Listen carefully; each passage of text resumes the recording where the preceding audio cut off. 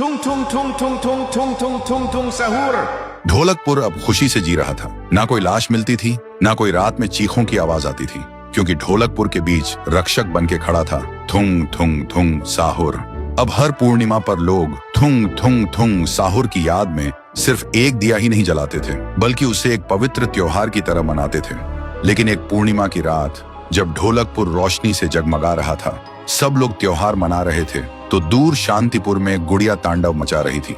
लोग मदद के लिए पुकार रहे थे, लेकिन शांतिपुर वालों की मदद की पुकार सीधा साहुर के कानों में गूंज रही थी। पुकार सुनते ही थुंग थुंग थुंग साहुर तुरंत सूखे पेड़ से बाहर निकला और ढोलकपुर वालों से कहा, मुझे जाना होगा, तुम सब त्योहार मनाते रहो, मैं जल्दी लौटूंगा। और अगले ही पल वह अंधेरे को चीरते हुए शांतिपुर की तरफ निकल पड़ा। लेकिन साहुर के जाने के बाद ढोलकपुर अचानक अजीब सी खामोशी में डूब गया। सब लोग अपने अपने घरों में जाकर सो गए, लेकिन उन्हें यह नहीं पता था कि ढोलकपुर की सीमा पर गहरे अंधेरे में एक साया खड़ा था, जो गांव को घूर रहा था और धीरे से फुसफुसा रहा था, अब शिकार शुरू।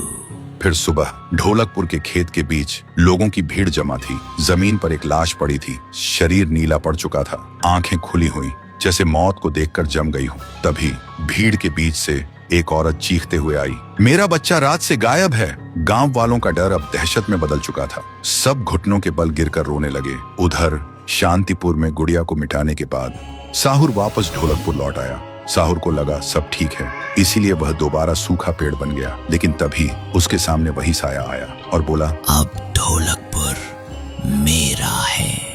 लेकिन साहुर को कुछ समझ आने से पहले ही उस साये ने अपने काले जादू से एक भयंकर सांप निकाला और साहुर को पूरी तरह जकड़ लिया। साहुर ने गुस्से से पूछा, कौन हो तुम? साये ने बस इतना कहा, 150 साल पहले।